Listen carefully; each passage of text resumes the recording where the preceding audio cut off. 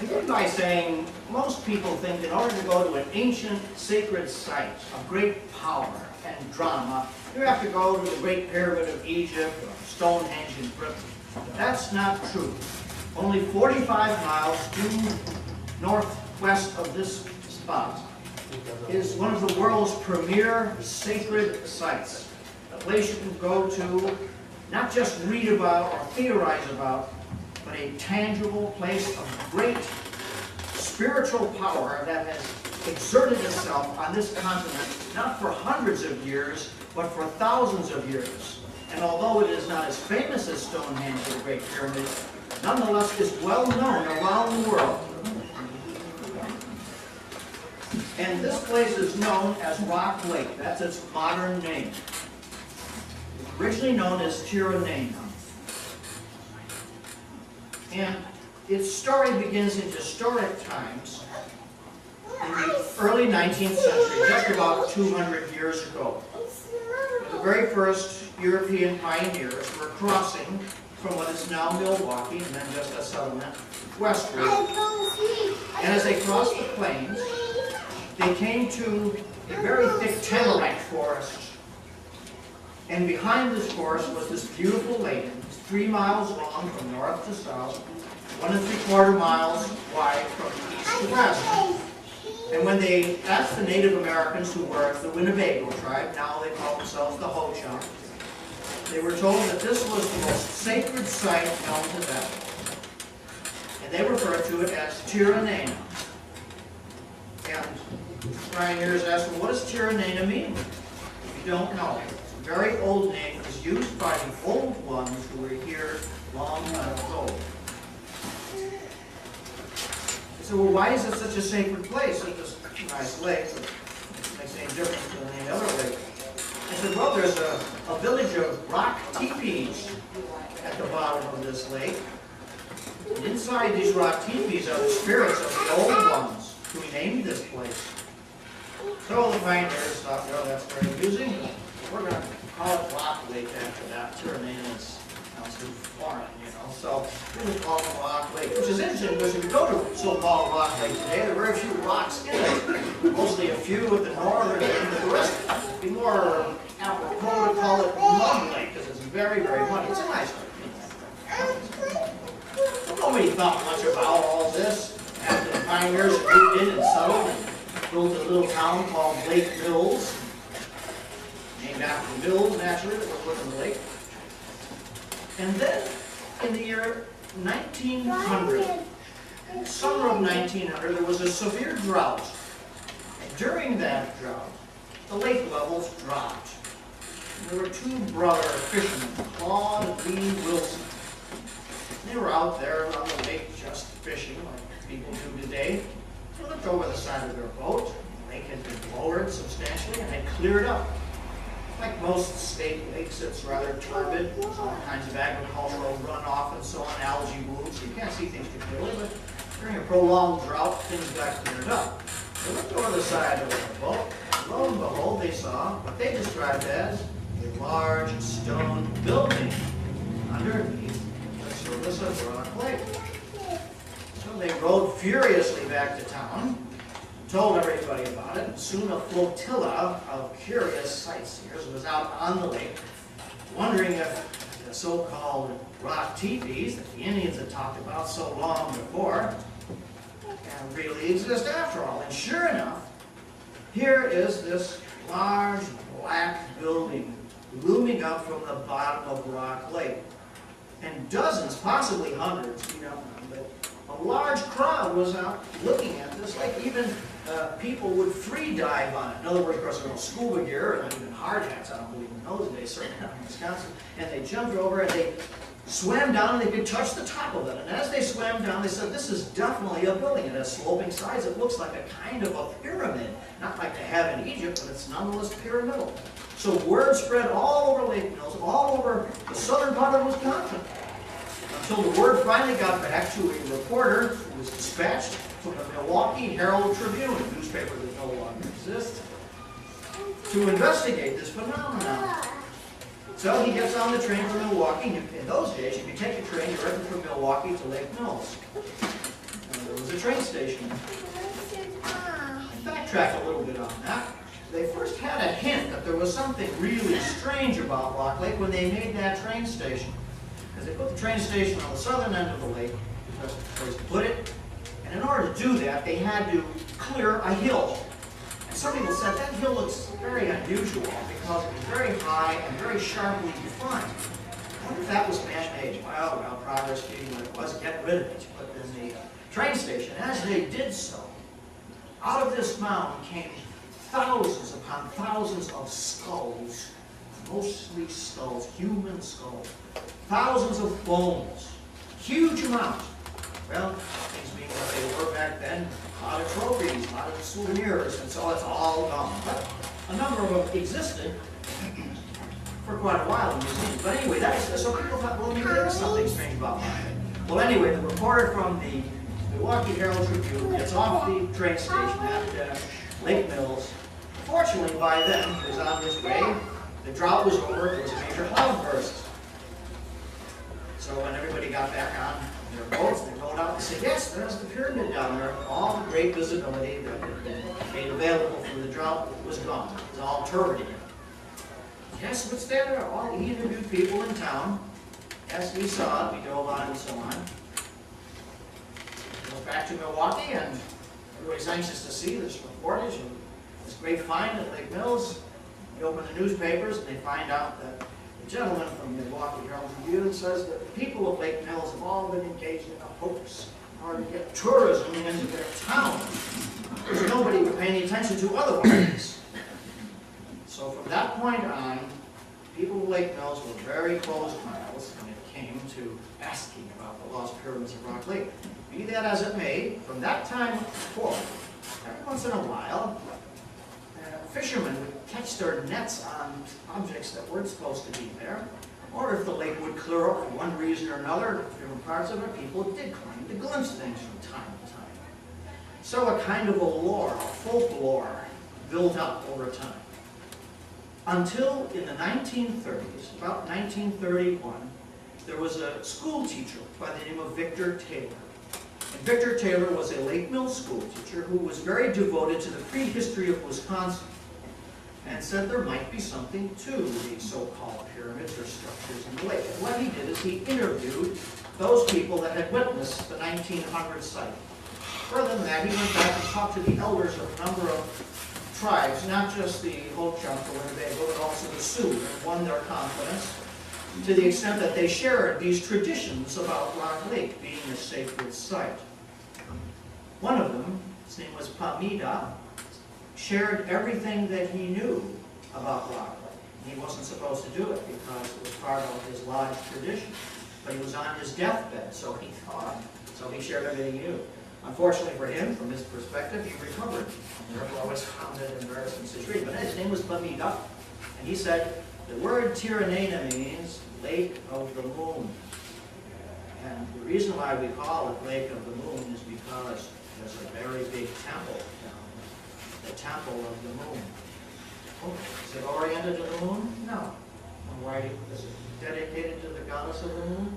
No. So why is this called this lunar symbolism going on? It says because for the ancient people, the lunar qualities of life represented the other side. You see the sun during the day, it illuminates everything. Consciousness. Darkness comes, darkness associated with ignorance. The moon comes out, sheds its own special light, inner knowledge. So the Lake of the Moon represents a place of great spiritual knowledge, it would be to say. So Victor Taylor, this great educator, collected in a very scientific manner, not only local traditions, but Native American myths, which all seem to pertain to this place as a place of great spiritual energies, in which there was not only one structure down there, but many. Pamida and others said that Rock Lake, or Tirinana, was a necropolis, a city of the dead, where the ancients interred their most valuable people. Victor Taylor, being an English teacher, had some respect locally, and he won more respect at the University of Wisconsin when he presented, not a thesis exactly, but his papers, saying that perhaps there is something to what's in Rock Lake. And a kind of Rock Lake fever developed all of a sudden. People said, well, let's go into the lake, let's find out if there's anything down there. Let's really investigate. This is in the days before scuba gear. This is early 1930s. So he was actually almost foisted upon him a grant from the University of Wisconsin to go investigate the lake. So the only thing we had to investigate in those days were hard hat divers. You know, they had these big bulbous brass things and these lead weights up their feet. And so they hired 2 divers to go over the side and look at rock lake. Oh, they'll find them for sure. Well, they're clomping around on the bottom of the lake, and it's all silt and mud. And every footstep, they take great billows of mud here, and they're clomping around the bottom of Rock Lake all day, for 2 days actually. They came up and they said, there's nothing down there, not a thing. We were all over the bottom of Rock Lake. Of course, they didn't say the visibility was about this far. The pyramid could be this far, they wouldn't say it, the structure. Well, that had a rather chilling effect, should we say, on the authorities. They said, we spent all this money. And worse than that, our reputation, trying to verify the pyramids of Rock Lake, and you've involved us in a hoax, Mr. Taylor. And so people at Rock Lake, on Lake Mills again, were subjected to a kind of embarrassing situation, and Victor Taylor was came to be the focus of outrage. And here, this poor guy that had done this research for all these years was literally booted out of town and had to leave Lake Mills. It's amazing. Here we are, nice Wisconsin, and sometimes you think not so nice, and they hounded him out of town, and he died in obscurity. Interestingly enough, he claimed that he was able to pinpoint some of the structures with using a diving team. He was originally against the idea of hard hat divers going into the lake just because he knew it was mud. He says, they're just going to stir up this mud, you won't see anything.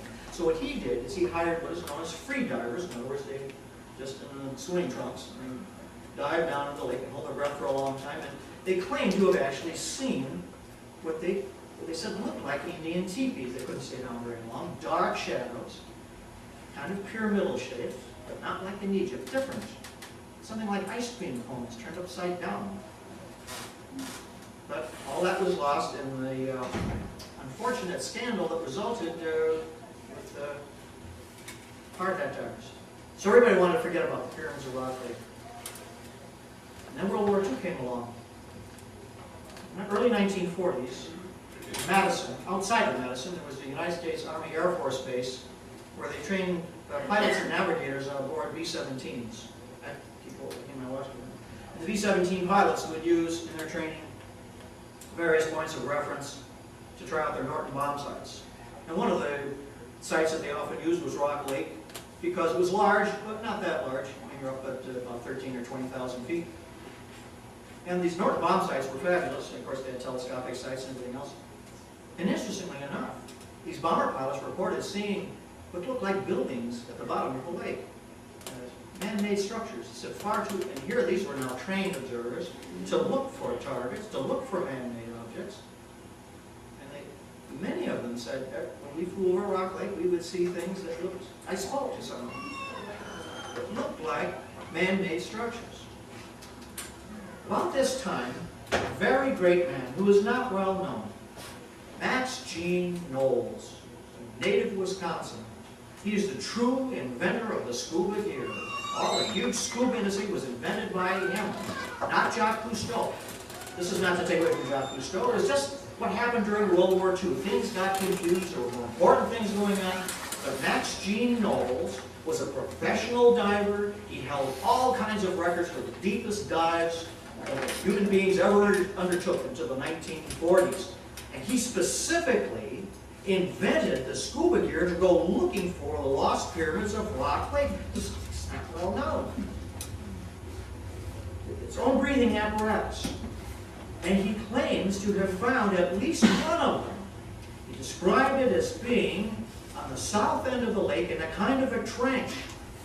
That the structure was about 20 feet high. You have to figure that underwater it's very difficult to gauge direction, especially in instrumentation in those days, height, width, things like that. We described this structure as being about 20 feet tall, made out of rock, not dressed stone, that had been piled up into the shape of an ice cube thrown upside down. That report was just lost in all the events of World War II. He died in a car accident shortly after World War II. And as destiny would have it, his scuba gear invention was picked up by Jacques Cousteau, who popularized it, but unfortunately did not give him the credit that he deserved. All throughout the 1940s, after World War II, and into the 50s, more and more fishermen, who were now had scuba gear, were encountering strange things in the lake. The lake had very poor visibility because it was a farm on the western end called the Cork Farm. And that farm was guilty of massive agricultural pollution. They had all kinds of agricultural runoff, and this spawned algae bloom. So you really only had a couple of seasons you had a chance to see anything. Well, I came into this by accident. I don't mean to talk about myself. It's not a personal thing, but it's part of the history. I read an article in Skin Diver magazine in 1987 about the so-called Lost Pyramids of Rock Lake to summarize some of the things I've been discussing here. And I thought, I know divers, it's a diver's hoax, that's all. They're just, I want to go up and I want to make sure I put this little controversy to rest, you know. So I went out with a friend of mine, we stood at the end of Rock Lake and we saw how absolutely turbid and polluted it was. I figured, no, diving's not going to work, so we'll get an airplane. We'll fly over the lake, and we'll see if there's really anything in it or not. This will tell, you know. And I didn't know anything about it had come before, but I was not the first person that had used an aircraft to use archaeological reconnaissance, as it were. And others had had success that I didn't know about. So my photographer was a friend who worked with the Chicago Sun-Times, so the photographs he'd take would be pretty damn good. So we got a plane out of neighboring Watertown, and we happened to fly over in March. Realized that that's an optimum time to go because the cold ice has retreated, the warm weather has not yet set in, and so you've got a kind of a short space of time where the water is relatively clear. Same thing happens in fall. And there's a temperature inversion, clears things. But the rest of the time, forget it. Even in wintertime, it's bad. Summertime, it's horrible. Little time in early spring, late fall, about now, it's pretty good. A chance to see something. So we're flying over in March 1987. We flew over very low, like about 500 feet. Saw nothing. Could look down into the lake. Visibility was fabulous from up there. Some peculiar shapes, but there are peculiar shapes everywhere. So I told the pilot, I said, well, maybe we're too close. I said, let's go a little higher. I said, take us up to about maybe 3,000 feet. So he took us up to about 4,000 feet. Still nothing. We flew around the south end of the lake, and there the three of us saw something that changed our lives. Because clearly, the south end of the lake was a massive triangular platform. No way could this have been made by natural forces. Definitely man-made. Massive. We tried to guess how big it was. Some of us thought maybe it's 200 feet long on one side. Others thought maybe it's 400 feet long. As it turns out, it's 900 feet long on each side. It's a perfect triangular delta. So when we saw that, the pilot, who had heard about the Lost Pyramids of Rock Lake, I think it was just a joke, he was amazed. He says, this has really changed my life. So from that point on, we were dedicated to find hard proof, not just these photographs that we took, and I'll show you some of the better ones today, that there is something in the lake. And so between 1987 and I guess really at the present moment, we have been conducting dives and surveys. We've got literally dozens of enthusiasts like ourselves. We've tried to engage the archaeological establishment. Some archaeologists have come on board, notably Professor James Sherry, Professor Emeritus at the University of Wisconsin at Madison. He's been a tremendous help. And I myself have had over 100 dives in Rock Lake, specifically looking for these structures. Very difficult dives to do because the visibility is so poor, very much to change over. Out of those 100 dives, I've had about 10 sightings, maybe 8, but they have been magnificent. I have to wrap this up. I can tell you basically what we're looking at the bottom of Rock Lake and what Rock Lake is. Rock Lake is the remains of a glacial action that carved out a little valley. When the glaciers retreated, you know this whole area, of course, was glaciated. When the glaciers retreated, they carved out canyons like Kettle Moraine and places like that. And they also carved out this little valley. And at the northern end of this little valley, they deposited a pond called the Glacial Pond. This happened about 10,000 years ago. Due north of what is now Rock Lake, there was, in ancient times, a pretty good-sized river. Part of it ran west to east, just due north of Rock Lake. As a matter of fact, when you go to, let's say you're taking a drive between Milwaukee and Madison, if you're careful, you notice the area, you'll see you're driving in the bottom of an extinct riverbed, or a river that's extinct. Geologists know all this. This is not theory. And over time, this river spilled itself into the glacial valley. Now, how did it do that? We didn't find it. We figured that that's what was going on. That's what caused the lake. This river emptied itself into this valley. As recently as 1994, the first Landsat survey of this area was done. Actually, the entire country. They found out something that had puzzled geologists, something they had suspected for a long time but did not know for sure until then. And that is that the entire southern half of Wisconsin, on a line from Milwaukee all the way to the Mississippi, is sinking at the rate of a foot per century, 12 inches per century. That's a lot. That's fast geologically. They had suspected this because some of the old farming houses that go back quite a ways to the 1820s or 30s, they were built quite well. Their stone foundations are all leaning at the same angle. What it amounts to is that we are still on the isostatic rebound of the glaciers that retreated from here 9,000 years ago. The land is still rebounding, causing the southern part of Wisconsin to, like on a Venetian blind, turning like this, a foot per century. And that's what spilled the lake into the valley. So this valley was slowly filled with water. Around that pond, which was very small, somebody came and built magnificent structures. Several of them, at least, still exist. I can tell you what one looks like today. We had a particularly superb sighting. We made a major effort. The gods were kind. The water cleared. We had about 30 feet visibility. For Rock Lake, that's stupendous. And we found it was, at that time, standard sonar, state-of-the-art sonar, not just fish finders, although they come in handy too. And you dive over, this is 1991 dive I'm telling you about, which is really the best sighting we've ever had so far. Dive over the side, and for about the first 30 feet, you're just diving through this liquid emerald. It's really nice and warm. It's very pleasant. And you just follow what we did. First of all, we found the target with our sonar, went over, dropped an anchor nearby, popped a buoy, so then when you get in the water, you just follow that yellow line down. Follow the yellow line. And then at 30 feet, there's something known as the thermal climb. This is where the warm water sits on top of cold water. As you dive through it, the first part of your body is freezing cold, and the rest is still warm. So it's like you're diving into, I guess, much darker. The visibility was good. And as I went, all below the thermal climb, visibility cleared up. You can see a tremendous panorama on the bottom of the lake. Mud, all muddy. But directly below me, the yellow line went straight down to it. Looked exactly like a paved road going across the bottom of the lake. Just perfectly straight. Paved road. As you got closer to it, you can see it's not a paved road because the middle of it rose up. Was this the whole thing? No, only the very top of it, because the bottom of Rock Lake is silty. We don't even know how deep that silt is. Incredibly deep. Below that is hard mud and clay. So this thing, who knows how big it really is. You're just seeing the top of this thing. You swim down to it and you can see that, yes, these are just rocks. They're not dressed or shaped, but they are piled in an orderly fashion.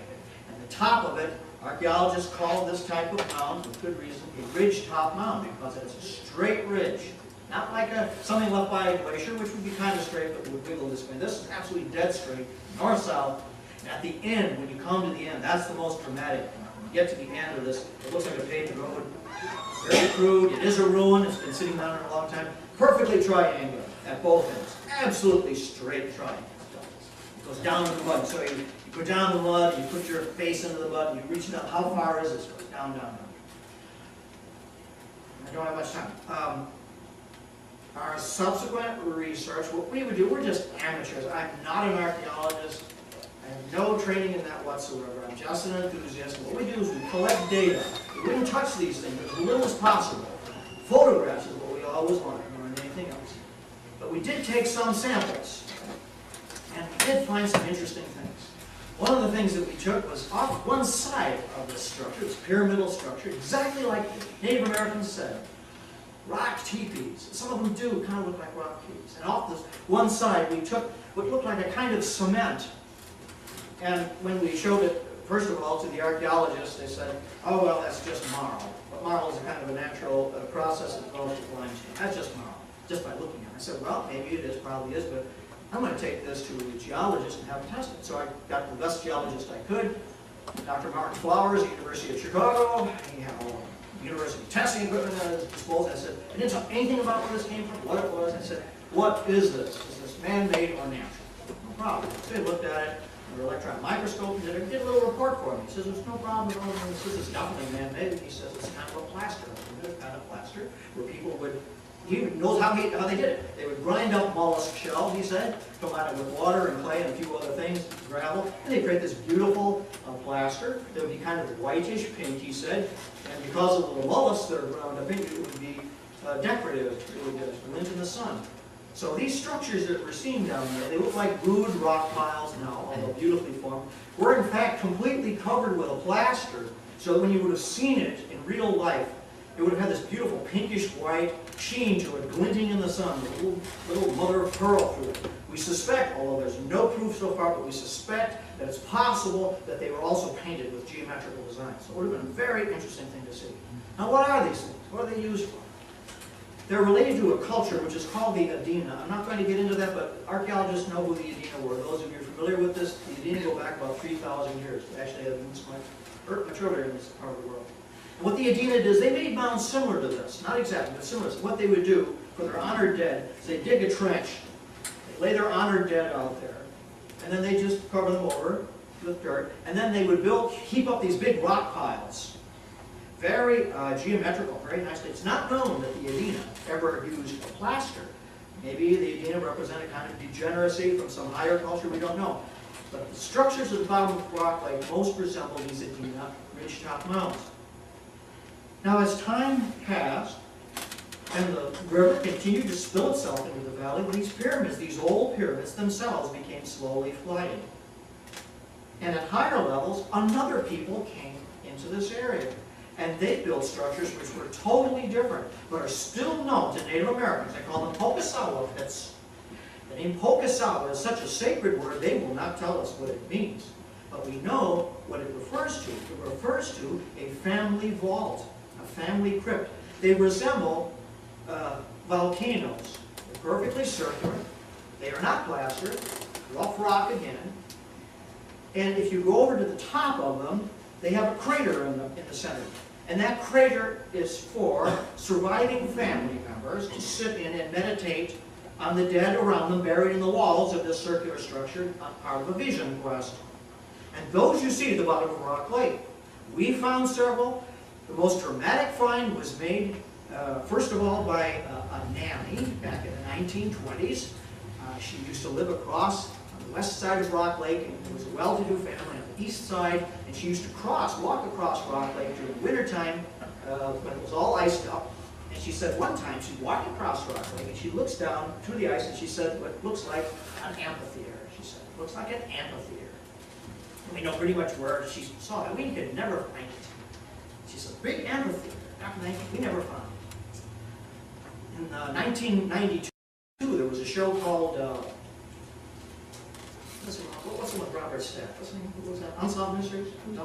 Yeah, that's it. They went out there to Rock Lake. And they had fabulous underwater television cameras and everything else. Boy, it was great. You'd be on board and you watch the television, you'd see the divers underwater. They searched all over and they found that structure. It's a large, fairly large, not huge, but it's a pretty good-sized Pokasawa pit. I don't know how big the whole thing is because most of it's under silt like everything else. We fit about half a dozen divers right in the Vision Quest area. There's no way that this could have been made by natural processes. The glacier drags stuff, doesn't create vertically circular structures.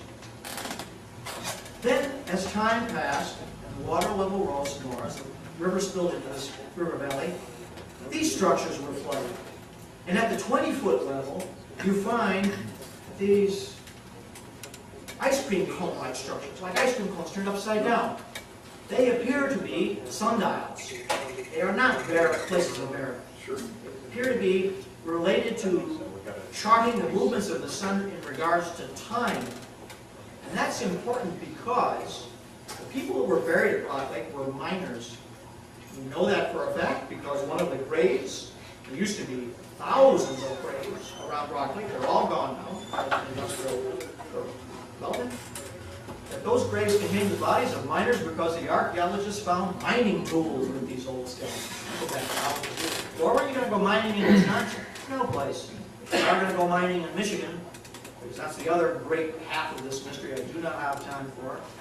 The Upper Peninsula of Michigan contains a mystery which should have been taught in all your schools and even your grandfather's schools. It's never been discussed in polite academic society because it's a mystery that the archaeological establishment cannot explain. That is, that at the time that Egypt was new, when Egypt just got started, first dynasty, 5,000 years ago, somebody was right here, and I mean in Wisconsin, and specifically in Michigan, who were sophisticated miners, who were able to drill shafts down 60 feet through solid limestone, who had machines. Some of those machines still exist. Levers, no, they're not like things you can plug in the wall, but machines nonetheless, who could lift something like 6 tons of solid copper. And these people, wherever they were, these miners, they removed a conservative, an ultra-conservative amount of 500 million pounds of the world's highest grade copper between 3000 BC and 1200 BC. And not one scrap of that mined copper is to be found in the United States. It vanished.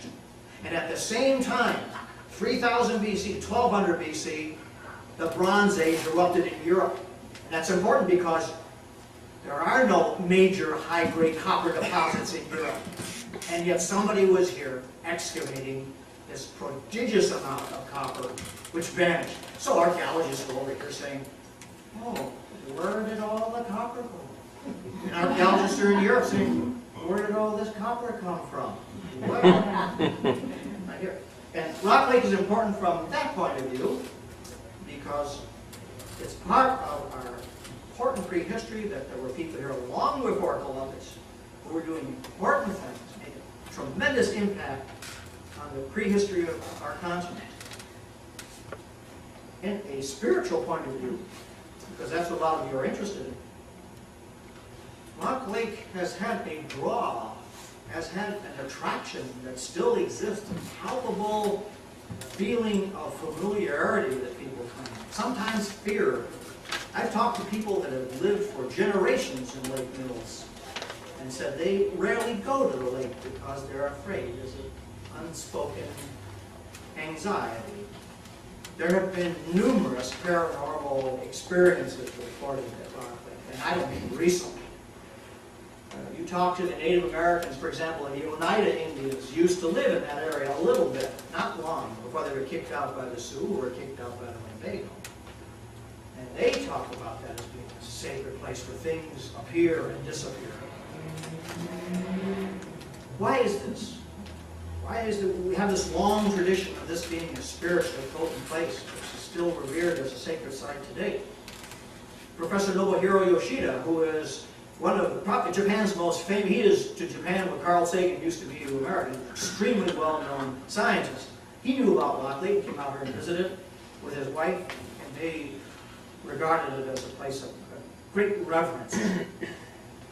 When I was in Cusco, Peru, 11 years ago, I met a shaman, an Aymara Indian shaman, who was telling me about Rock Lake, who knew about Rock Lake in Peru. I said, how on earth have you ever known about this? And he said, well, the answer is at Lake Titicaca. It's our own place. Go out to Lake Titicaca. So I went out to Lake Titicaca, and There are structures around the shore of Lake Titicaca which are the same as at the bottom of Rock Lake. Same structures. Rude-looking, crude structures. What can account for this? I believe that the explanation, possible explanation, is in this geologic change that I've told you about, where you have the southern part of Wisconsin, which is still on the rebound. When there's major geologic changes like that, when there's, for example, before a major earthquake, people experience all kinds of visionary type experiences.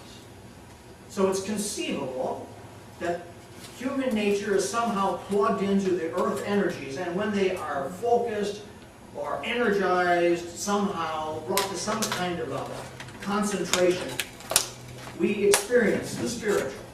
And of course, Rock Lake, being a place of a body of water, will amplify those experiences. That's my only explanation. But nonetheless, Rock Lake, you cannot regard it dispassionately. Whether or not you have any preconceptions about the paranormal, diving in there is a major experience. And it has the Welsh had a term for this called hereth. Hereth means a feeling of not being in the right place at the right time. For example, let's say you're walking down a corridor in a building somewhere, major building, and you go into behind this door, and it's not the door you expected, and everybody in this meeting looks up at you. You're not where you're supposed to be. It's that kind of a feeling. The search for the lost pyramids of Rock Lake has not ended. Probably never will. However, there's good news. The fourth farm shut down. There's no more agricultural runoff. And as a consequence, the water has cleared up tremendously. My wife and I were just there yesterday. We passed by on our way to this place. This video looks great. I felt like tearing off my clothes and getting in the water immediately. But the water was a bit chilly, but everything's a trade-off, right? So your wetsuit or your dry suit, whatever. The water has cleared up tremendously. It's very vivid now. Great visibility. Took about 3 years to get over it. So we are mounting another expedition that will take place hopefully in April. And in April I have all the volunteers and equipment necessary. And we're after one specific target that we really want to photograph. The problem has been up to this point that these structures are so big that to take photographs of them when you only have visibility, even if you have improved visibility by 20 feet, the photographs that you've taken for the most part are like, well, that's just a pile of rocks. Because when you're underwater, there's a distortion factor. Things that are curved normally, they flatten out. So it's underwater photography is extremely difficult. But now that the visibility is cleared up, we can step further back. There's one structure that we're really looking forward to finding. It's called the Knob by locals. We know exactly where it is, or where it should be. It is one of those Pocasawa pits that I told you about. It's only like about 20 feet under the water, that's all. But it's small, much smaller than any of the others. It looks like it's maybe only about 18 feet at its base, well, perhaps maybe 6 feet high. Now that's small enough to fit into the viewfinder of an underwater camera. And we're hoping to get just the prime photograph. It's a strange thing. Things appear and disappear at the lake all the time. I've seen the Pocasawa pit numerous times. I dove on it. You could dive on it, even without scuba gear, you can see it. And the last 2 times we were out there, we could not find it. We had grid search, everything. What happened to it? The funniest story in that regard was a rock that appeared off of what's called Topol's. It's a place where you can rent boats and so on the south end of the lake. And Mr. and Mrs. Topol shared this story with me. They said, one day they looked out, not too far from the lake shore, and it's very calm, and there's a great boulder out there. I've never seen that boulder before. It's a big boulder. They're like, all right, we better figure out some way to remove that. It could be a navigational hazard. So as it turned out, people used to light the rock. They never ran into it. They'd go out and swim to it. It was there for a couple of years. This big boulder, huge. And after about 3 years, they looked out one day, it was gone. It wasn't there anymore. They said, somebody hauled our boat away? How is that conceivable? Go out and drag it, like about 50 feet into shore. Why would they do such a dumb thing anyway? And about a year later, it reappeared in the exact same spot. And people said, oh, we're glad, Mr. Topol, you put that boulder back. When I told this story to an Oneida shaman, he laughed. He said, "You sure nobody is on that boulder when it disappears? I'm going to go someplace." But I can tell you all kinds of stories, all kinds of visionary things people are seeing, mostly feeling. After we'd had that real, just one more on that. After we'd had this really successful dive into the lake, and we'd seen this structure in the lake, there was an Oneida kid, actually. He looked like he was about 18 or 19, long black hair, and he's a very quiet guy. He asked if he'd go along on our boat. I said, "Yeah, sure, come along." You know, he didn't get in anybody's way. He had nothing to say. We were all excited. Oh, we got photographs and all this stuff. So he came up to me and he said, "Oh, congratulations on the success." I said, "Well, yeah, what did you think of it?" I asked him. He said, "Well, we know about this place for a long time." He says, "It's okay for you to go down there and look at it and photograph it, but don't touch it or anything. You know, don't take anything away." I said, "No, of course not. You don't have to do that." And he said, "Yeah," he says, "it's very important that you don't touch anything because the spirit guardian will be angry." Is that spirit guardian? And he says, yeah. So I was flippant, you know, and I said, "Oh, yeah, well, what will it do to me if I got the spirit guardian? You know, that sounds pretty exciting, funny." So he says, but he was serious. He says, "No, there's a spirit guardian gun." I said, "Well, it won't do anything." He says, "When you're in the water, it'll just look at the lantern of your soul." Boy, that chilled me. Because I could just imagine diving through this black water with this little firefly of the light of my soul, and here's this thing looking at me. And not after there, but long before, I did have a feeling of presence in the lake. There's a real presence, a living presence, like there's something there. People have said they've spotted lake monsters and things like that. It's just the way the psychological maybe. Well, I'm going to stop here because I don't want to waste my time. And I'm going to show you the best slides I'm able to get so far. And hopefully the next time I see you, I'll have some better photographs. These aren't too shoddy, though. Yes. This is Rock Lake, seen from about 3,800 feet, looking south to north.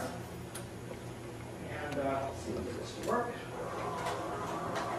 This is the way that Rock Lake used to look. This is a map that was compiled by Professor Scher at the University of Madison, the University of Wisconsin-Madison. And this is speculated on the date, 1500 BC. All this area that you're looking at now is underwater at this time.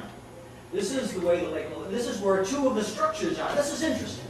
The one that I dove on, I told you about, looked like a road. That's this one, C2. There's another one, C3, in more ruinous condition behind it. What's interesting, as Professor Scher has pointed out, is that both of these structures are right on the former lake level.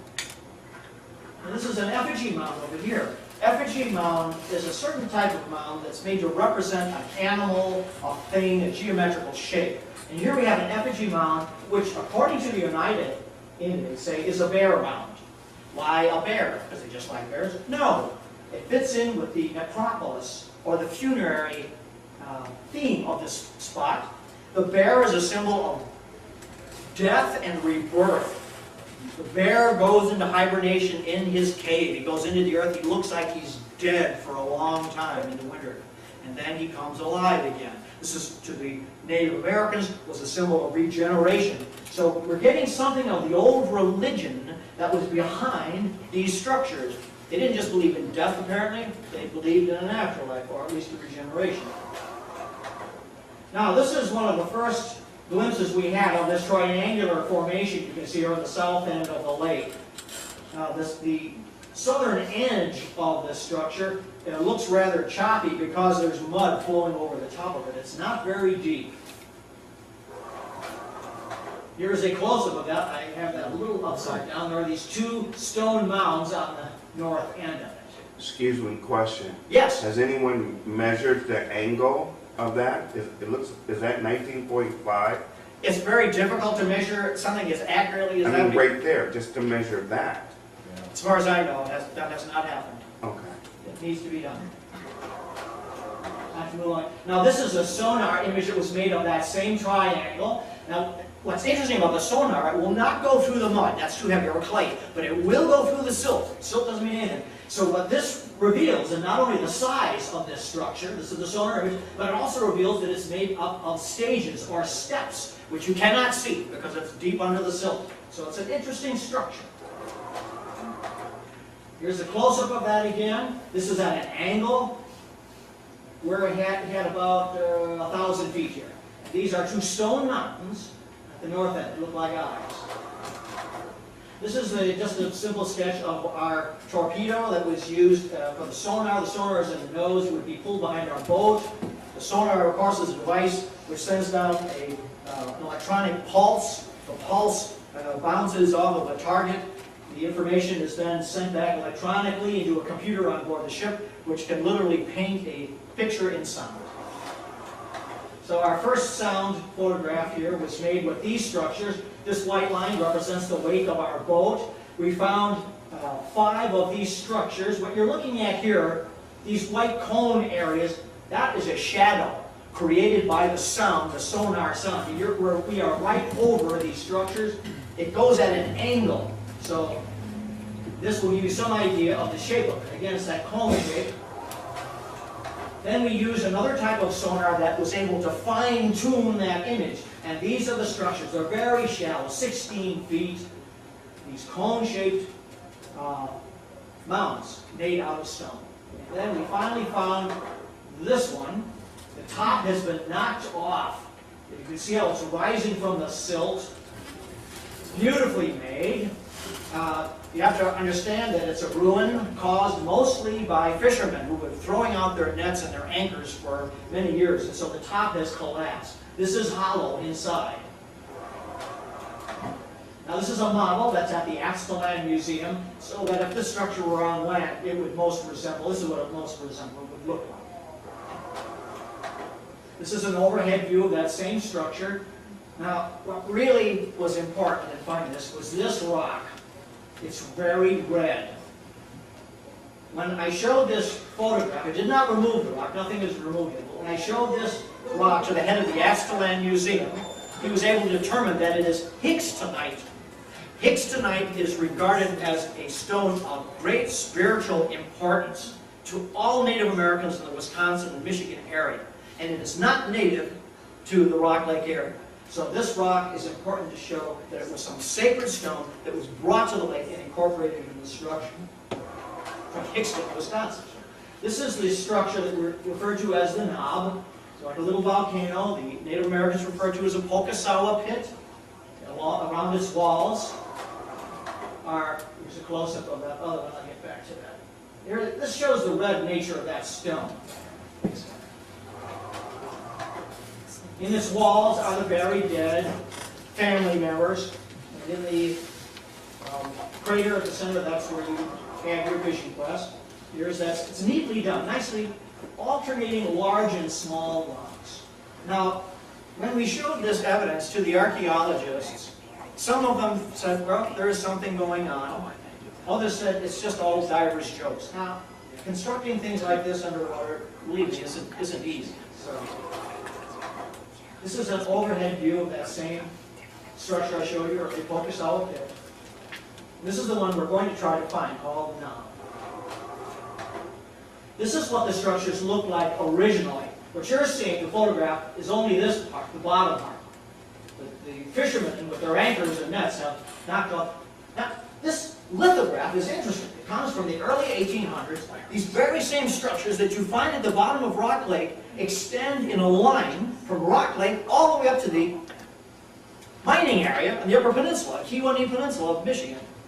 Why would anybody build these things? There are no bodies underneath. They're time indicators, because Rock Lake sits not only on this geologic fault that I told you of, but it also sits just below the hard snow line, the hard winter line. So if you're doing mining up in the Upper Peninsula, you better get out of there before the winter closes in, because it'd be impossible. You would be stranded up there. So they had to have these sundials indicating the time all the way from Rock Lake up into the Upper Peninsula. So they had to constantly watch them to make sure that they left in plenty of time. And it is interesting that these structures are found from the bottom of Rock Lake straight up all the way. Of course, now they've all been torn down by farmers that use the stone for walls and wells or just in the way. This is another one of the structures, one of the smaller ones. It's very ruinous. It's on top of a larger mound. It's also hollow. Whether it contains something or not, we don't know. Obviously, it's fallen down a lot. We're looking at ruins. What you find, and this is, of course, on land. This is a typical Native American fire pit used for cooking and everything else. Nothing ceremonial. But you find a lot of these on the west end of Rock Lake, at about 20 to 30 feet down. Here's one of them. You can barely make it out. Also circular fire pit. So it shows habitation in the area that is now covered by water. Let's see our clay models of the two basic types of structures you find at the bottom of Rock Lake. In other words, the oldest part of Rock Lake. This is the ridgetop mound. This one is a kind of a Pocosala pit, only it doesn't have the crater at the top. You find this structure also about 60 to 40 feet. And if you were going inside these structures, this is what you'd find. Layers of construction and the bodies laid out. This is the flanks of that large structure that's 100 feet long. You can barely make it out.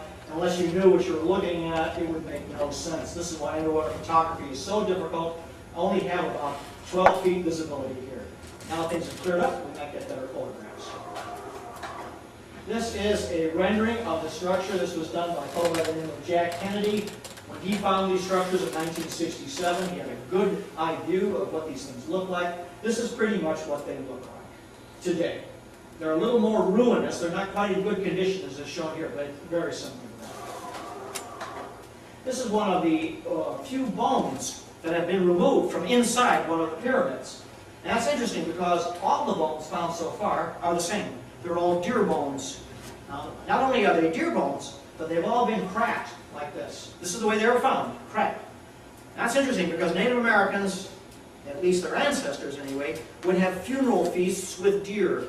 Deer is another symbol of regeneration and rebirth because the antlers have this kind of a velvet that peels off and then regenerates itself. It's another regeneration thing. And they crack the bones to remove the marrow inside. So is this the remains of a funeral feast? Very probably. There are no deer anywhere near Rock Lake. Haven't been for a long time. It's all overdeveloped. So this bone we had analyzed. There's no way to determine how old it is because of all the accretions and so forth on it. All they know is it's very old, whatever that means. However, these finds, these artifacts are far more convincing. I took both of these stones. To the Beloit College. You're probably familiar with Beloit College. And the analysis of these artifacts was interesting. The structure on the right here, this is a hand tool for working hides. This is a man-formed brick. It's a natural stone man-formed brick. They did hydrochloric tests on it and found tool marks on it. My time is running out fast. And that is all, except I'll just one thing. The question is, how far back do these things go? How old is this?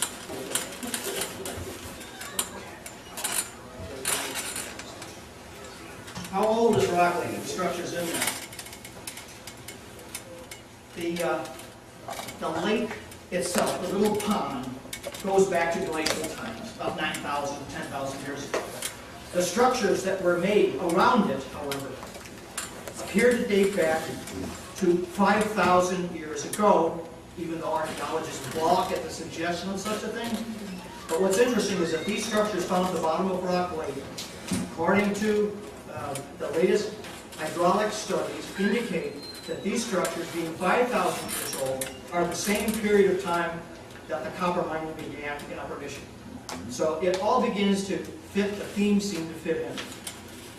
The lake finally rose up to its last prehistoric level, really fairly recently, about 1,000 years ago. And what's interesting is that those mounds correspond to people known as the Hopewell. And the Hopewell were all through this area. They were the ones who built the effigy mounds. And they probably regarded Rock Lake as a sacred place for their dead. Then the last surge took place in 1820 when the mills were put in, the Gave Lake Mills, its name, and flooded that triangle. That triangle that we saw was above water when the first Europeans came here. And when you dive on that triangle today, as I have, you will find fencing, 19th century fencing still down. So what I urge you very much to do is someday, if you get a chance, please go to Rock Lake and try to think of some of the things we've discussed here and described here. And I know there's too much information here, there's danger of information overload, but I think if you just leave yourself open to the impressions of Rock Lake, you'll find that you're in a very sacred site, a real sacred site. Is only a small chapter of this device, this thing, and it is a device, that was known long before the Hebrews came out to see them, long afterwards. What they refer to as the Ark of the Covenant is known as the Aron HaBarit, and it is so sacred, Aron HaBarit is Hebrew for Ark of the Covenant, it's so sacred that it cannot be discussed. It refers, the Ark itself only refers to the box in which the thing is contained. And the word covenant means a kind of an agreement, a special relationship between this thing and the people that can operate it.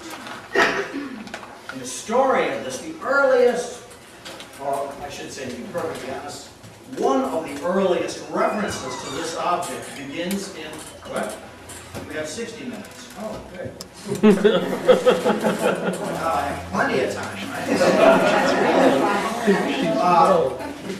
If I stumble around on here, it's because my mind is loaded with so much stuff, and I don't want to give you information overload. It's amazing you're quiet, because you've had so much great stuff given to you today.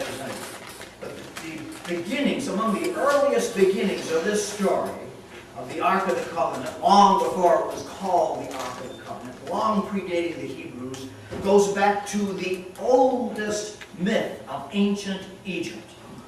And the myth of ancient Egypt is how the Egyptians came to be, how Egyptian civilization came to be, is preserved by an Egyptian who worked during early Roman times. He collected, thank God, he collected all these oral traditions and wrote them down. His name was Manetho. By the way, since I've been on this trail, I want you to know that as much information as I'm giving you, I'm simplifying it, is all material that you can find out yourself. This is not channeled material. I don't have that ability. This is all factual material that you can get through sources available through interlibrary loan or through the internet. It's not that esoteric. And Manetho is a wonderful source for the Egyptian mind, how the ancient Egyptians and vanished people and extinct people regarded themselves and their origins. And they told how their civilization began.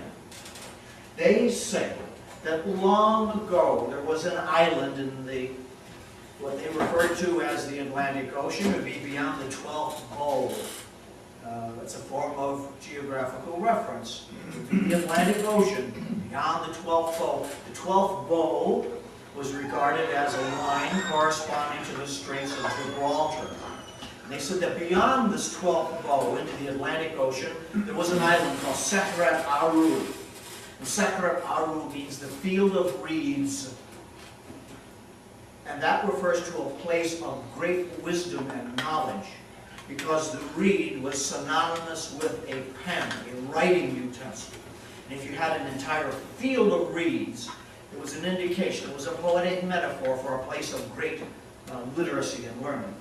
And on this island called Sekret Aru, the field of reeds, human beings and gods lived together in harmony. The gods gave them everything that they knew so that human beings could become almost godlike.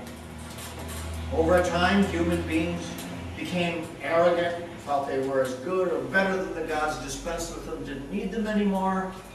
The gods cursed Sekret Aru, collected a few virtuous followers into a solar boat, so they say. And the gods and these chosen select people got on board this boat. One of them was was a man god. His name was Thoth, otherwise known as Thoth. The Greeks called him Hermes. The Romans called him Mercury. He was known originally as Thoth. That's the earliest known name for him, also known as Tehuti. And he was entrusted with the emerald tablets, or the emerald tablet. And on this stone was supposedly inscribed all the high wisdom of the gods, and the stone itself possessed a great magical power. And the magical power was to make oneself feel one's spiritual potentiality. And as the keeper of the emerald tablet, or tablets, I'm not quite sure whether it was plural. The original, I feel, was singular, the emerald tablet. They got on board the solar boat, and as they left Sakrat Aru, being cursed, sank into the sea with most of its inhabitants. The solar boat then landed in the Nile Delta. Thoth and the other gods disembarked, and through the power of the emerald tablet, he was able to upgrade, as it were, the people who had been living there in the Nile Valley, rather primitive people, upgraded their spiritual and intellectual capacities, and because of the infusion of these new people coming in from Sakrat Aru, these man gods, as it were, and native people, thus Egyptian civilization was built. This is the story that Manetho gives us. The name Emerald Tablet is also descriptive. It doesn't mean it was actually made out of emeralds, but it was a tablet. It only refers to a stone, a power stone, because the Emerald Tablet changed names when it got to Egypt. It was set up on top of a great pillar in the middle of a very simple spiritual precinct, referred to as An, A-N. In Egyptian, the Greeks later knew it as Heliopolis, or the city of the sun. And this great pillar was erected, and on top of the great pillar was put the emerald tablet. And while the emerald tablet was on top of this pillar, Egyptian civilization came together for the first time in the building of the Great Pyramid. The Great Pyramid is a work of construction without parallel on earth that would have required the labor of every single man, woman, and child of this society to create. And the Great Pyramid, I'm really cutting to the quick here. I know there's a lot of questions here, differences of opinion. Hopefully I've developed it more thoroughly in this work. The Great Pyramid's chief purpose had numerous purposes, but its chief original purpose was to fuse two different peoples into a new people. Because by creating a massive public works project, they could put all their energies together for this one single purpose. And so the Great Pyramid, in fact, does symbolize ancient Egypt, because it is the infusion of the energies of these two peoples, the native peoples who lived in the Nile Delta, and these new peoples, bearers of a high civilization, coming in and working together. In other words, the local people were the labor force. The incoming people from Sakrat Aru were the culture bearers of this high civilization, the field of reeds.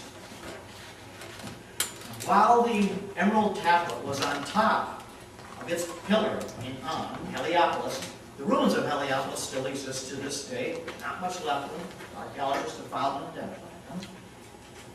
While it was on top, the Great Pyramid was being built. So now the Great Pyramid is not, as archaeologists say, built maybe 2,600 years before Christ, 400 or 500 years after Egypt had already started. No, it was built right at the beginning, before the beginning of Egyptian civilization. For further information on this, there's an author I highly recommend. His name is Kurt Mendelsohn. He wrote a book called The Middle of the Pyramids about 40-some years ago. He's right on it. This was a public works project. It's a social project. It had other functions, as I say. There chief overall function declared was not, hey, we're going to make this great, impossibly huge building, 450 feet high originally. It was the tallest building on Earth until the creation of the Eiffel Tower at the end of the 19th century. There's more miracles about that building than I have time to discuss. But the purpose of building the Great Pyramid, the public word put out on it, why it was being built, not just as a public monument, was to house the Emerald Tablet, the most single precious object that had been secured rock from Sekret Aru, while it was waiting on top of its pillar, Heliopolis. When the structure was nearing completion, the Emerald Tablet was transferred from on Heliopolis, not far away from the Giza Plateau where it is today, and installed inside what's known as the King's Chamber of the Great Pyramid, in its own granite coffer. The moment that it was moved inside, it was no longer referred to as the Emerald Tablet. It was now referred to as the Benben Stone, or the Bennu Stone, B-E-N-N-U. And that name is translated variously and accurately with all the translations as the Firestone, the Stone of Destiny, or the Stone of the Phoenix. The Phoenix, of course, is a mythological bird. Every 144,000 years bursts into flame and perishes. And then another 144,000 years is reborn from its own ashes. Obviously, it's an astronomical, astrological symbol. How that relates to all this, I don't know. I do not have all the answers to this question. It's a lot more questions than answers, but I'm just giving you a thumbnail sketch on these things. How this great object, this great treasure, became the heart of the Great Pyramid and was sealed in its granite coffer. The pyramid was completed. And from that time on, from 3100 BC, that's when this is taking place, the beginning of Egyptian civilization, all the way until about 1200 BC, that same time parameter I mentioned yesterday, interestingly enough, when there was the great copper mining taking place here. There was a period, an extended period, not centuries, but of millennia, of fundamental world peace and enormous progress. High civilizations elsewhere sprouting into existence. The first attempts at medicine, and great attempts at medicine. You know, one of the things the Egyptians had in their, it was invented right from the beginning of Egyptian civilization. They had a pregnancy test, an accurate pregnancy test. The pregnancy test wasn't reinvented, coincidentally, until 1921. After the Dark Age that separates the end of Egypt from now, all this was lost. It was picking up the tiny fragments of this. This is where history, archaeology, and mythology have taken us. That this object from this island across the sea was installed in the Great Pyramid, taking us this far. On the other side of the world, in the Valley of Mexico, there is the story of Aztlan, A-Z-T-L-A-N. And this was a story that was told to the Spanish by the Aztecs, and before the Aztecs, the Toltecs had it, before them the Maya had it, goes all the way back. This is a Mesoamerican story. Tradition, a fundamental tradition to the civilizations that were in Middle America. And they said that their ancestors came from a place called Aztlan. It was also in the Atlantic Ocean, where men and gods had lived together in harmony, and then because of God's human beings' misbehavior, the gods cursed Aztlan. The survivors came to the Valley of Mexico, bearing with them a sacred crystal known as the Giran Goggle. I have a photograph of it, which I apparently am not allowed to show you, but it is in here. The Giran Goggle, sacred crystal, a power crystal. It's described in the Maya Chronicles, Popol Vuh, as a power crystal. Interestingly enough, to even seal the comparison with ancient Egypt, the name Aztlan means field of reeds. Field of reeds means, amongst the Aztecs, precisely the same as it meant to the ancient Egyptians. So Here you have two totally different peoples on opposite sides of the world, no other indication of contact between the two, yet they both talk about the same tradition on Atlantic Island, high culture, bringing a power crystal, and the name for the island is exactly the same whether it's in the valley of the Nile or the Valley of Mexico. So it's cross-referencing some shades of Atlantis? I think so, but that's it. Whole other story, we can't get into it. The mythology, archaeology, and history have taken us up to this point. Why would they install a beautiful, large crystal, however valuable, inside this enormous building? This building without compare. I visited Egypt for the first time. I took a tour like anybody else, like millions of other people have done, inside the Great Pyramid. Now you would expect when you go inside the Great Pyramid that, along with the rest of Egyptian civilization, the walls would be covered with magnificent hieroglyphs, there would be statues everywhere, paintings, all the enormously ornate, detailed greatness of ancient Egypt. No. When you go inside, there's a very small corridor, about this wide. Even a shrimp like me has to stoop to get down. Then you walk for a little while through this corridor, it opens up in a larger, totally undecorated corridor, never was any decoration there, no indication of statues, paintings, hieroglyphs, zip, nothing.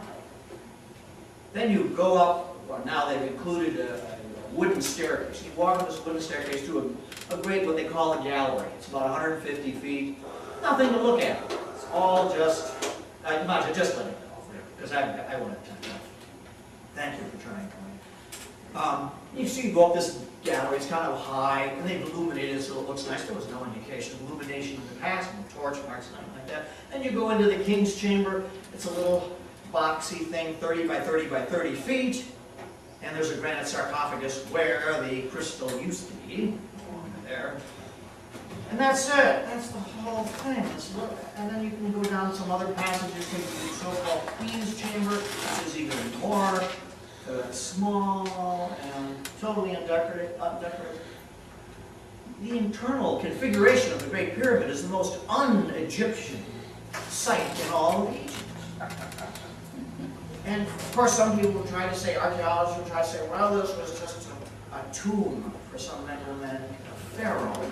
Well, if that's the case, well, how come they didn't have a nicer internal configuration? I mean, what's this tiny little room and corridors? And the other problem, of course, is the Egyptians, when they buried their pharaohs, as you know, they had these enormous sarcophaguses. They were huge.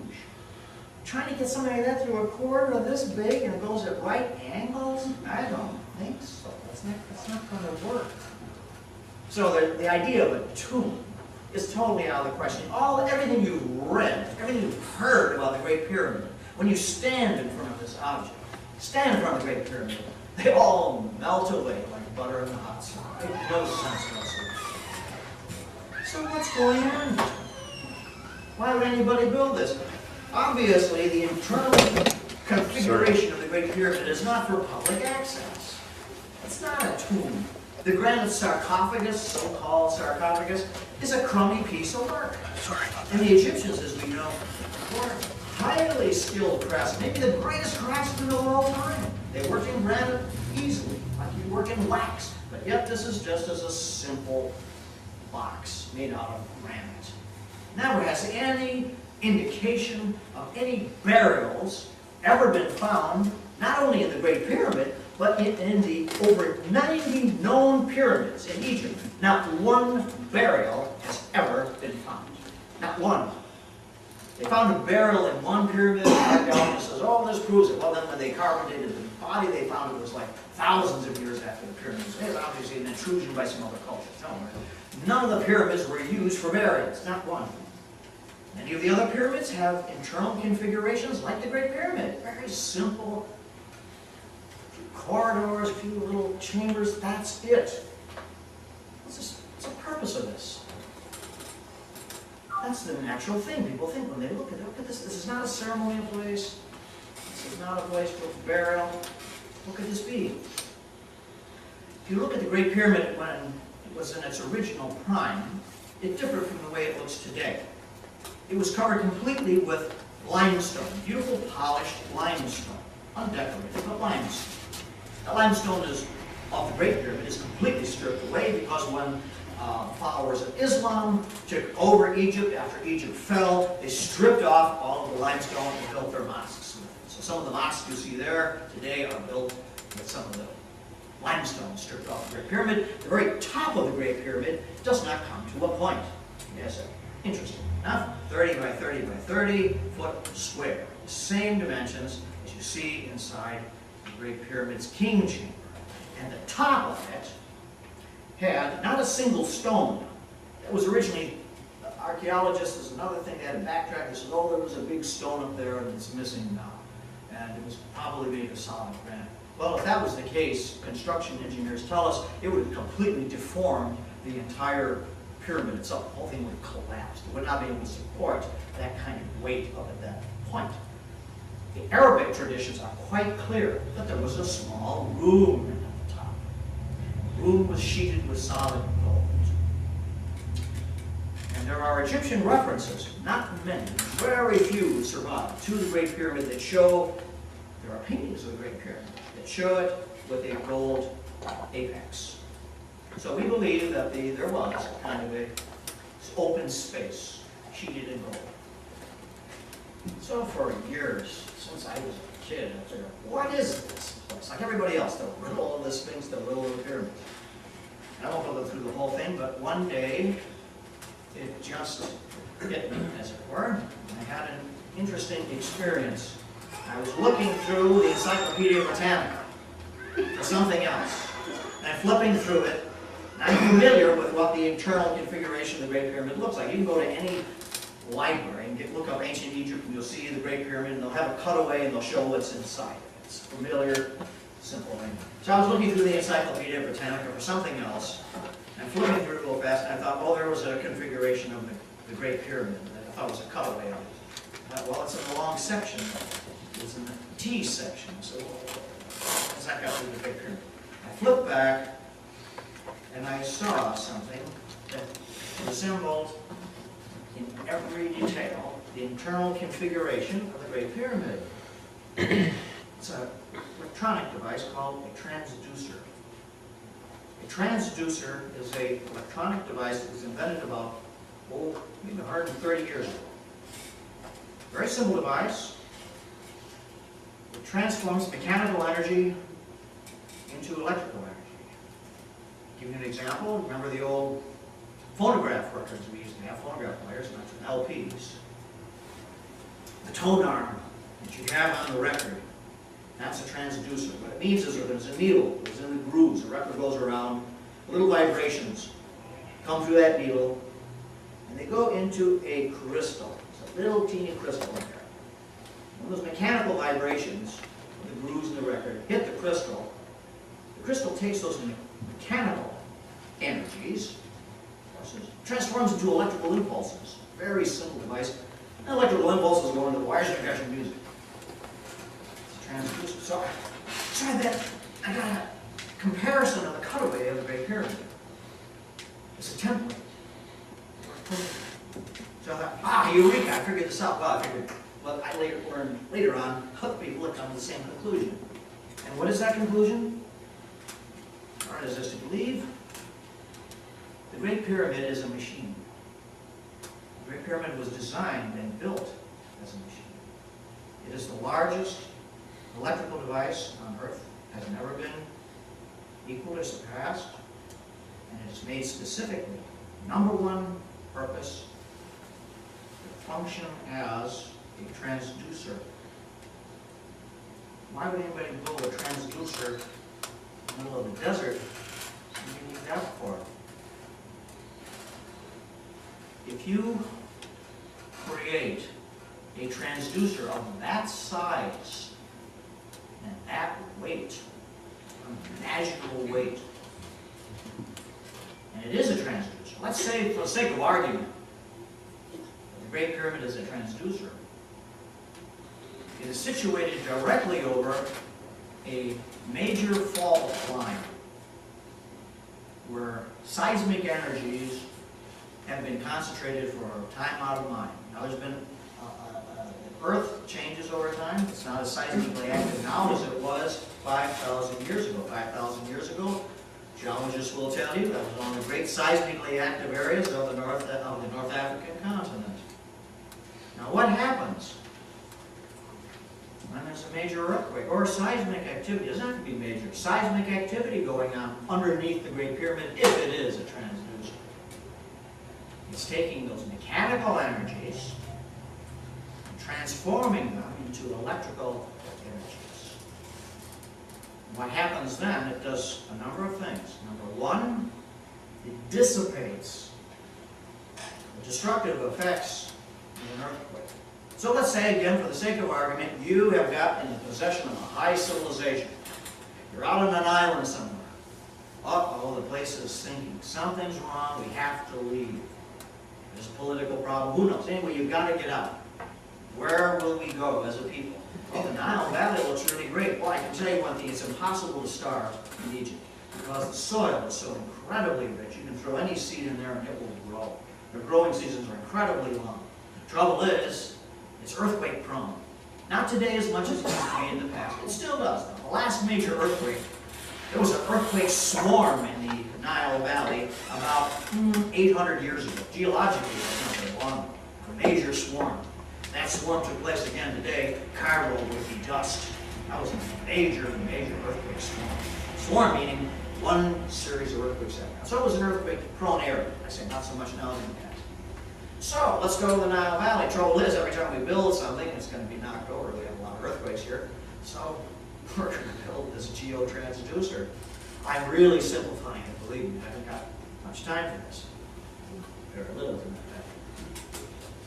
But I suggest, and I can only conclude, that in fact, the Great Pyramid was built by an unimaginably advanced technological people who base their greatness not on the same kind of civilization that we have. They base their greatness on long-term observation of nature. And that is what led them to create this tremendous device. There's a phenomenon known as the Andes globe. It was considered only a fable until it was actually photographed only about maybe 40 years ago. The Andes globe is this. In South America, in the Andes Mountains, there are some of the mountains that have large concentrations of granite. And granite is a very crystalline rock. South America is also very much earthquake-prone. Major earthquakes there happen all the time. During the course of an earthquake, in certain areas of the Andes, it's been noticed that the tops of the mountains will glow blue. A blue haze, flickering, electronic-like blue haze, floating above the mountains. This was considered only a fable, a myth, until it was actually seen, measured, and photographed. Now it's a part you can go on the internet and talk all about it. The same phenomenon has been now photographed in Japan. What happens is that when the earthquakes take place in the ground, of course you know how earthquakes happen, you have the two plates grinding over each other, creating all this tremendous tectonic stress, and then they go over each other, and there's your earthquake. But before the actual earthquake takes place, there's tremendous geologic stress building up. That stress is transformed, transmuted, this mechanical energy is transmuted by the crystal inside the granite to create what is known as a corona discharge. Corona discharge is a huge amount of negative ions, and when they're shot into the atmosphere, they create this electronic blue haze. As recently as 1996, I believe, it was a reader of mine. He contacted me while I was at work on this book. He said that he had been visiting the Great Pyramid and he had to tell me about a wonderful experience he had. He wanted to know if I knew anything about it. He was out at a place called Mina House, which is a very expensive hotel just outside of Cairo, where you have the best view of the pyramids. And he had gone on a tour and had really enjoyed himself. And he wanted to take a look at the Great Pyramid just before they left in the morning. He was out very late at night. He's looking at the Great Pyramid, something like about 3 o'clock in the morning, from his hotel balcony, and he sees this blue haze flitting in an irregular way over the top of the Great Pyramid. That is part of the Andes glow phenomenon. In the late 19th century, about 1880 something or other, Siemens, you may have heard of him, Siemens, like Siemens Electric in Germany, the founder of Siemens Electric Company. He had climbed the top of the Great Pyramid with his friends, and they were going to have a party on top of the Great Pyramid. And they were brought up there by a local Egyptian guide, and they're on top of the Great Pyramid, and Siemens had a lot of fillings in his mouth, felt his teeth tingling on top of the Great Pyramid. And being the electrical genius that he was, he took a wine bottle. He talks about this in his own autobiography. Took a wine bottle, emptied out most of the wine, and wrapped some tinfoil around it. And he said, I feel there's some kind of electrical force going on around here. And he stood up, got as high as he could. And he held the bottle high up over his head and began to spark blue electrical sparks. And so everybody thought, oh, that's amazing, you know. And the guide thought that he was conjuring the devil. And so the guide grabbed one of his associates and was starting to throw them off the top of the pyramid. It was pretty serious. And so Siemens, I'll say, he was an electrical genius, he knows all about this. He knows about polarity, you know. So he took the bottle and he pointed it at the Egyptian guide, and a great blue spark leapt from the bottle to the guy's nose, and he ran down here. But it's interesting that this blue light phenomena is still seen occasionally dancing around the top of the Great Pyramid, which is interesting because the gold that's at the top of the Great Pyramid is removed, long gone, and the limestone is all gone. Now that's great because limestone, you know, the Great Pyramid is made of granite, which is a superb electrical conductor, but yet it's shielded completely in limestone, just as a transducer is shielded in asbestos, and the transducer also needs a conductor. If you go into at its apex, and if you go into any basic book on electronics, you'll read that the best transducers have either a silver, preferably a gold apex, so that the corona discharge isn't diffuse its point.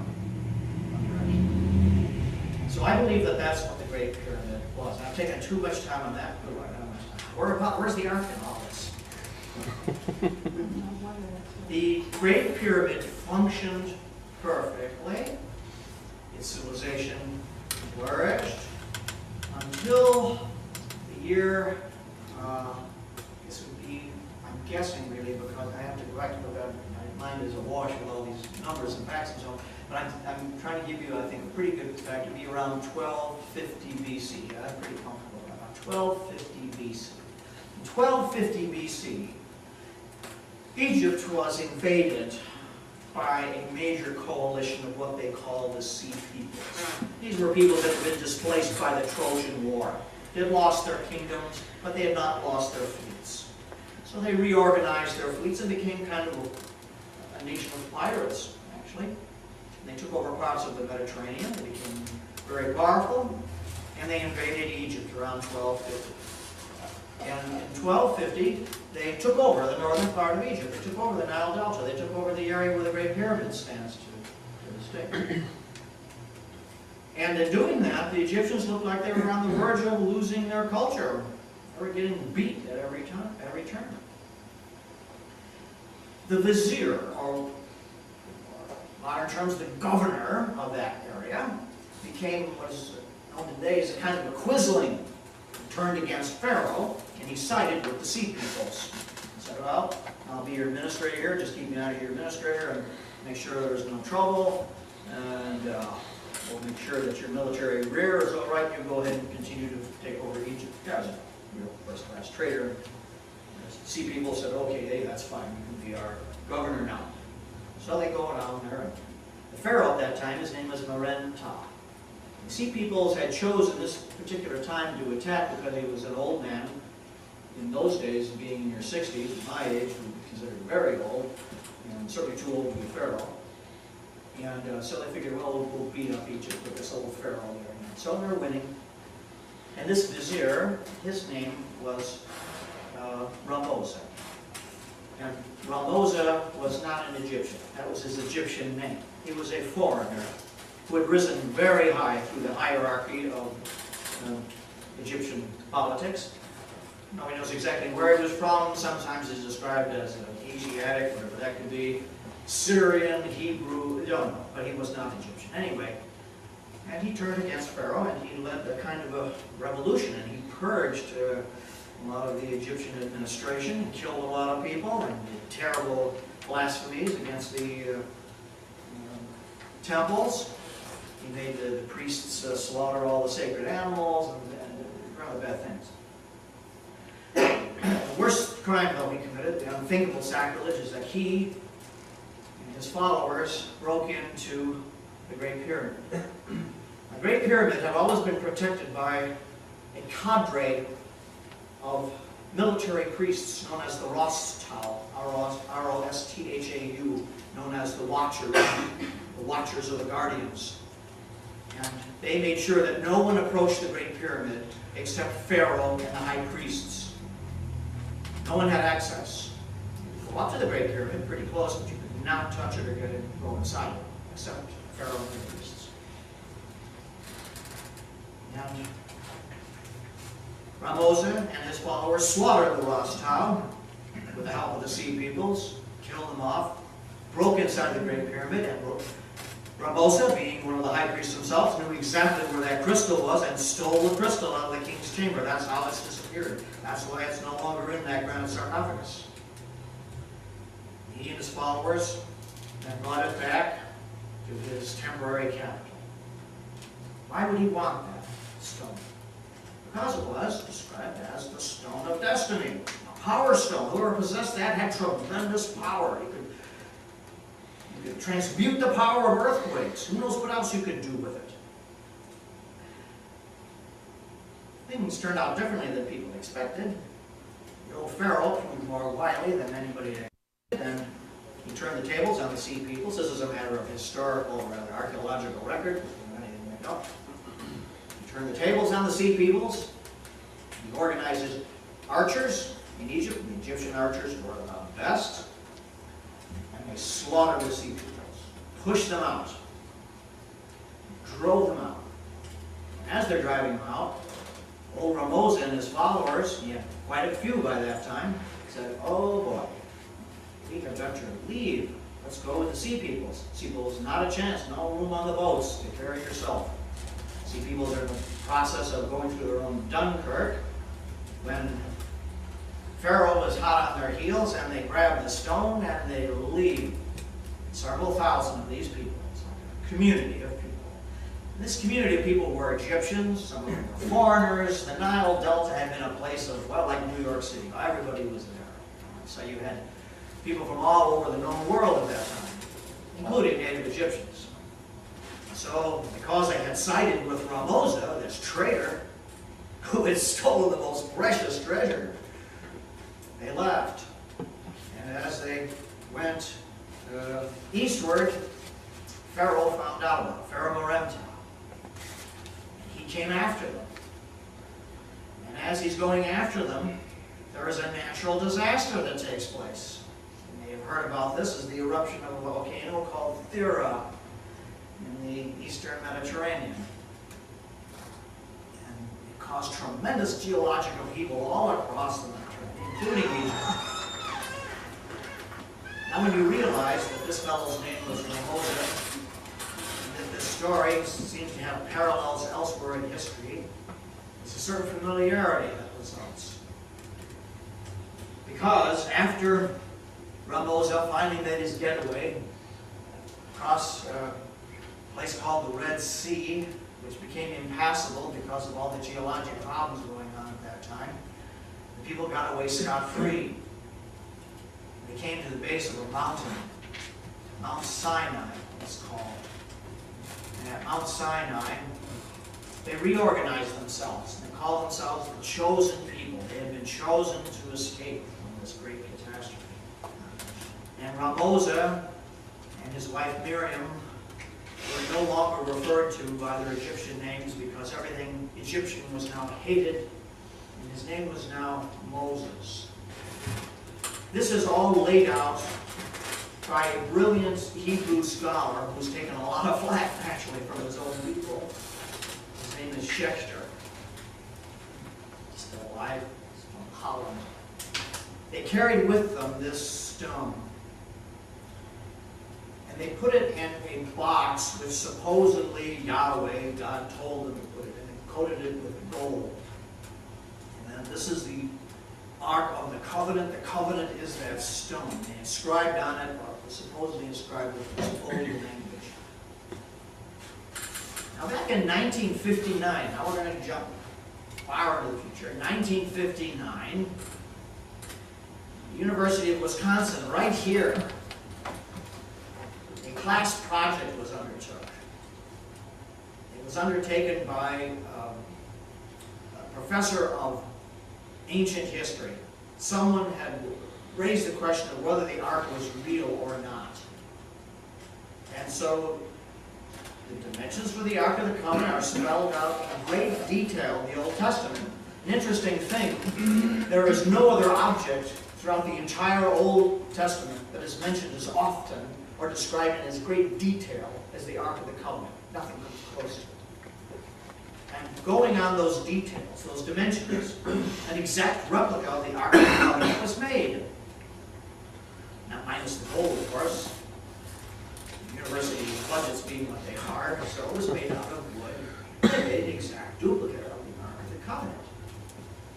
One of his students brought up the interesting parallel that it seemed to resemble the dimensions somewhat of the sarcophagus inside the Great Pyramid in the King's Chamber.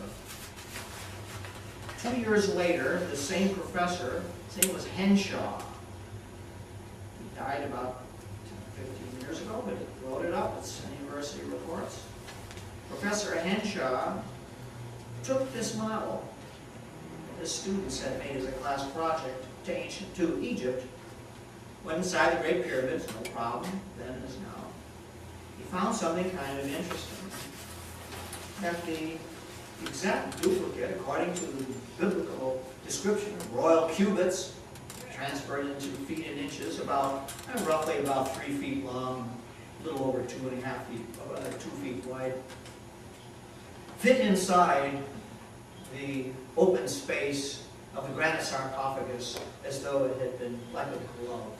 That there was less than an inch clearance all around the sarcophagus's internal features.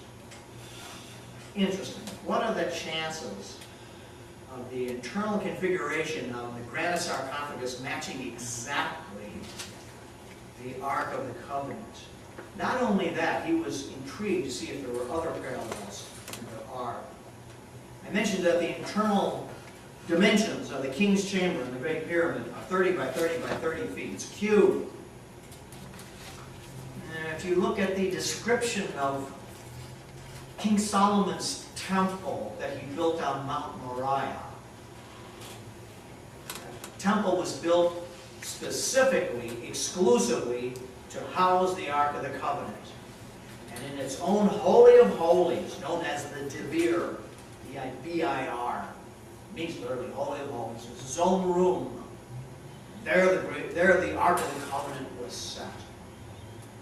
30 by 30 by 30, the exact same dimensions. When the Ark of the Covenant was set up finally in Jerusalem, we're jumping away from many centuries, it was finally set up.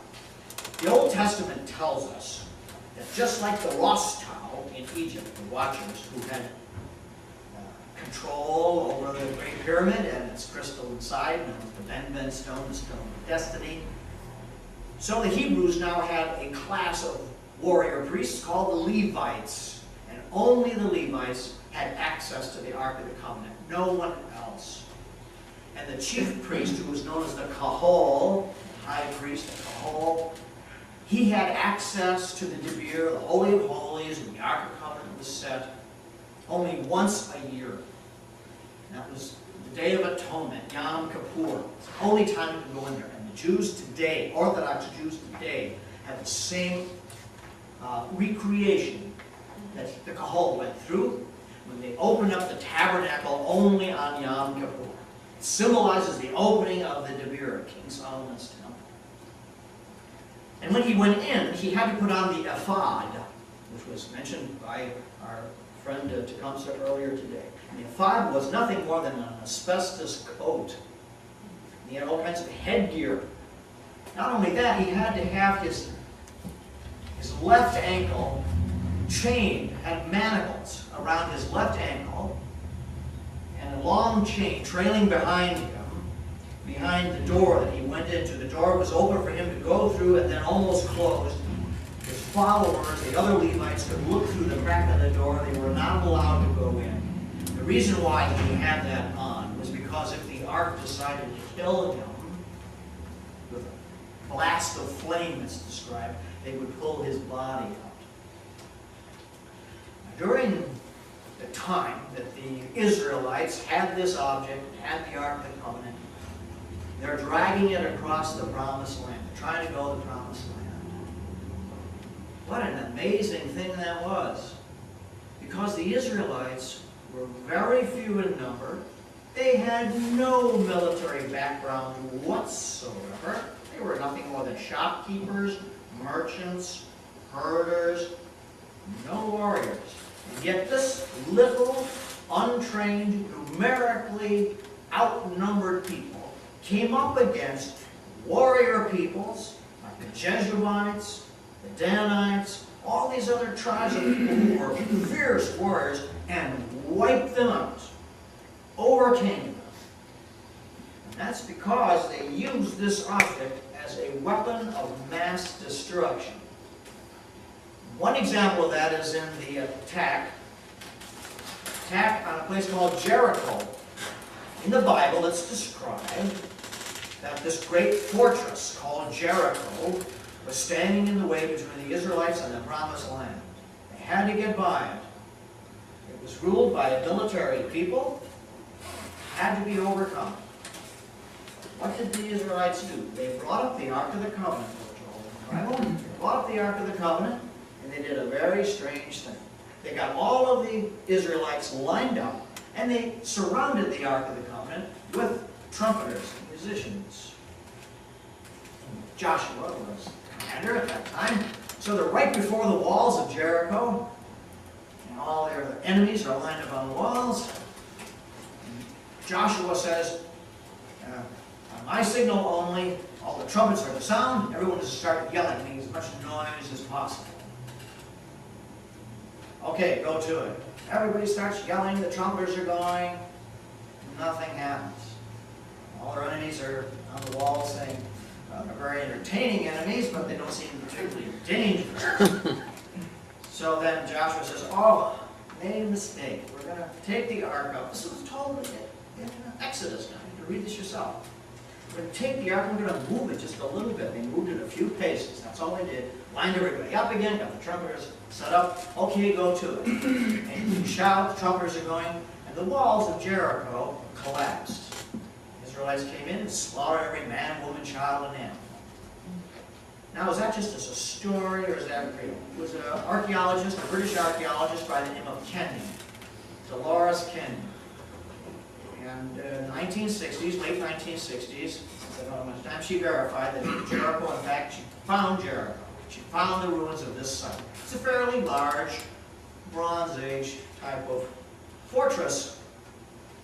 But and her work was verified by her peers. You can go there today and visit Jericho. This is it, biblical Jericho.